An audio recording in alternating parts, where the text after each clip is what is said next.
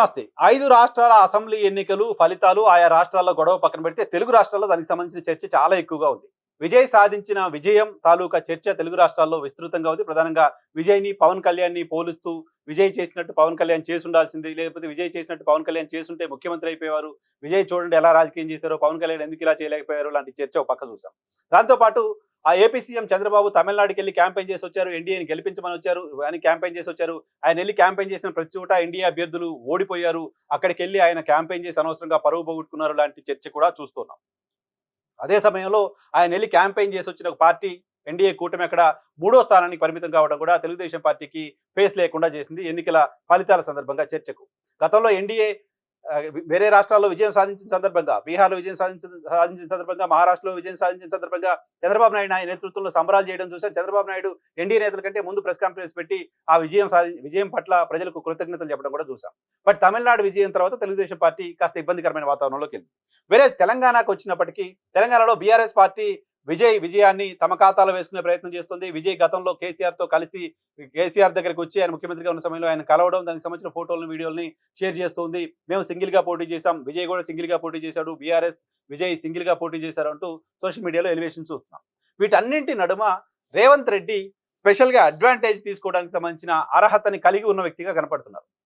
So BRS పార్టీకి సంబంధించిన నాయకులు విజయ్ వచ్చి కలిశారు కాబట్టి విజయ్‌ని తమ ఖాతాలో వేసుకునే ప్రయత్నం చేస్తుండొచ్చు. సో ఆంధ్రప్రదేశ్‌కి సంబంధించి పవన్ కళ్యాణ్ తెలుగుదేశం పార్టీకి సంబంధించిన చర్చ చూసాం. వేరేజ్ రేవంత్ రెడ్డి దగ్గరికి వచ్చినప్పటికీ రేవంత్ రెడ్డి కేరళ ఎన్నికలకు సంబంధించిన మొత్తం క్యాంపెయిన్ బాధ్యతనంతా రేవంత్ రెడ్డి చూశారు లాంటి ఒక ఇంప్రెషన్ ఇక్కడ ప్రతిపక్ష పార్టీలు ఇస్తూ వచ్చాయి. రేవంత్ రెడ్డి అక్కడికి డబ్బులు పంపించారనో, రేవంత్ రెడ్డి ఇంకా మొత్తం ఎలక్షన్ క్యాంపెయిన్ అంతా ఆయనే చూస్తున్నారనో, రేవంత్ రెడ్డి కేసీ వేణుగోపాల్ని ముఖ్యమంత్రి చేసే బాధ్యతలు తీసుకున్నారనో ఇటువంటి విమర్శలు ఇక్కడ చేశారు. కానీ గతంలో ఏ కాంగ్రెస్ ముఖ్యమంత్రి, తెలుగు రాష్ట్రాలకు సంబంధించిన ఏ కాంగ్రెస్ ముఖ్యమంత్రి మనం చూసినంత వరకు వేరే రాష్ట్రాలకు సంబంధించిన ఎన్నికల బాధ్యతలు తీసుకొని అక్కడ స్టార్ క్యాంపెయినర్గా ఉండి అక్కడ ఎలక్షన్ క్యాంపెయిన్లో కంటిన్యూస్గా పార్టిసిపేట్ చేయడం అనేది చూడాల. ఇక్కడ తెలుగు రాష్ట్రాలకు సంబంధించిన ముఖ్యమంత్రులు, కాంగ్రెస్ ముఖ్యమంత్రులు బయటికి వెళ్ళి ఒక రాష్ట్రాన్ని లీడ్ చేస్తూ ఆ రాష్ట్రానికి సంబంధించిన బాధ్యతలు తీసుకుని ఆ రాష్ట్రంలో కాంగ్రెస్ పార్టీ గెలిపించే బాధ్యత భుజాన వేసుకొని కాంగ్రెస్ పార్టీ కోసం అక్కడ సభలు పెడుతూ క్యాంపెయిన్ చేయడం అనేది గతంలో చూడాల. బట్ రేవంత్ రెడ్డి అది చేశారు. రేవంత్ రెడ్డి కేరళకు వెళ్ళి కేరళలో కాంగ్రెస్ పార్టీ విజయం కోసం పనిచేశారు. కేరళలో కాంగ్రెస్ పార్టీకి సంబంధించిన స్ట్రాటజీ రూపకల్పనలో కూడా రేవంత్ రెడ్డి పాత్ర ఉంది. కేరళ ముఖ్యమంత్రి విజయన్ను టార్గెట్గా చాలా పదునైన విమర్శలను చేస్తూ వచ్చారు కేరళలో రేవంత్ రెడ్డి. ఇక్కడ తన పాలనలో నేను చాలా హామీలు అమలు చేశాను, అక్కడ కూడా కాంగ్రెస్ పార్టీ అమలు చేస్తుంది అంటూ అథెంటిక్గా అక్కడ చెప్పే ప్రయత్నం చేస్తూ వచ్చారు. తెలంగాణ రాష్ట్ర ప్రభుత్వం నుంచి ఇక్కడ అమలు చేస్తున్న కార్యక్రమాలకు సంబంధించిన క్యాంపెయిన్ని కేరళలో చేస్తూ వచ్చారు. సో కేరళ ప్రజలకు కూడా మీరు ఇక్కడ కాంగ్రెస్ పార్టీకి ఓటేయండి, అద్భుతమైన పరిపాలన, ఇందిరమ్మ పరిపాలన తీసుకొస్తాం, మేము అక్కడ అమలు చేస్తున్నాం అంటూ కేరళ ప్రజలకు కూడా చెప్పి అక్కడ వాళ్ళని ఒప్పించగలిగారు లాంటి ఒక ఇంప్రెషన్ కనపడుతుంది. సో కేవలం రేవంత్ రెడ్డి క్యాంపెయిన్ చేయడం వల్ల అక్కడ యూడీఎఫ్ గెలిచిందా అంటే కాకపోవచ్చు, కానీ ఆ విజయంలో ఎంతో కొంత రేవంత్ రెడ్డి పాత్ర ఉంది అనేది కనపడుతోంది విజిబుల్ గా. రేవంత్ రెడ్డి అక్కడ ఎక్కువ టైం ఇన్వెస్ట్ చేస్తున్నాడు, ఇక్కడ సమస్యలు వదిలేసి కేరళ చుట్టూ తిరుగుతున్నారు అంటూ ఇక్కడ రాజకీయ పార్టీలు మాట్లాడాయి, ఆయన వ్యతిరేకించే వ్యక్తులు మాట్లాడుతూ వచ్చారు. సో ఆయన మొత్తం కేరళ పైన కాన్సన్ట్రేట్ చేశారు అంటూ ఇక్కడ నాయకులే రేవంత్ పైన విమర్శలు చేసిన నేపథ్యంలో సో కేరళలో వచ్చిన రిజల్ట్ ఖచ్చితంగా రేవంత్ రెడ్డి క్రెడిట్ గా చూడాల్సిన అవసరం ఉంటుంది కదా.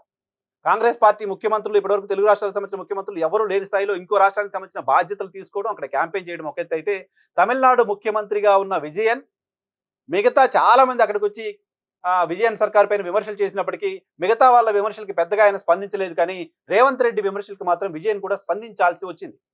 రేవంత్ రెడ్డి చేసిన విమర్శలు ప్రజల్లోకి వెళ్తున్నాయనే ఉద్దేశంతో ఆ విమర్శల కారణంగా తమకు నష్టం జరుగుతుందని భావించారో తెలియదు, కానీ రేవంత్ రెడ్డి విమర్శలకు సరైన కౌంటరే ఇచ్చారు విజయన్.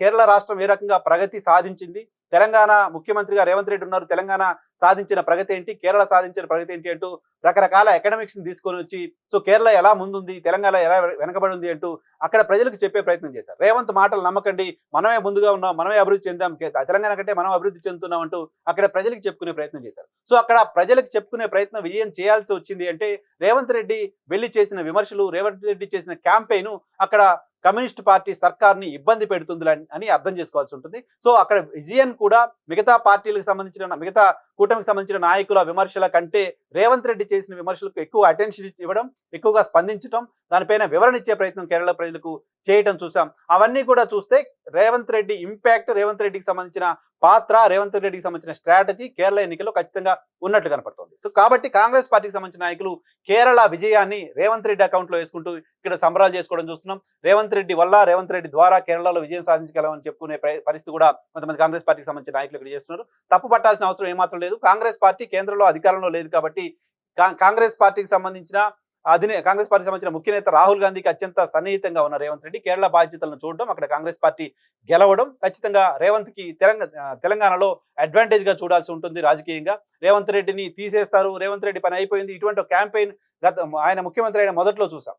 రాను రేవంత్ రెడ్డి బలపడుతూ రావడం చూస్తున్నాం. కేరళ ఎన్నికల ఫలితాల తర్వాత రేవంత్ రెడ్డి అధిష్టానం దగ్గర మరింత బలోపేతమయ్యారు. ఆయనకి సంబంధించిన ఇన్ఫ్లుయెన్స్ ఇంకా పెరిగింది. ఆయన్ని ఇప్పుడు కదిలించలేరు లాంటి ఒక ఇంప్రెషన్ కనబడుతోంది. సో కేరళ ఎన్నికల ఫలితాలు ఖచ్చితంగా రేవంత్ రెడ్డికి అడ్వాంటేజ్ ఇచ్చాయి. తెలుగు రాష్ట్రాల్లో ఐదు రాష్ట్రాల ఎన్నికల ఫలితాలకు సంబంధించిన చర్చ జరుగుతున్న సందర్భంగా మేజర్ అడ్వాంటేజ్ ఖచ్చితంగా రేవంత్ రెడ్డికే కనపడుతోంది.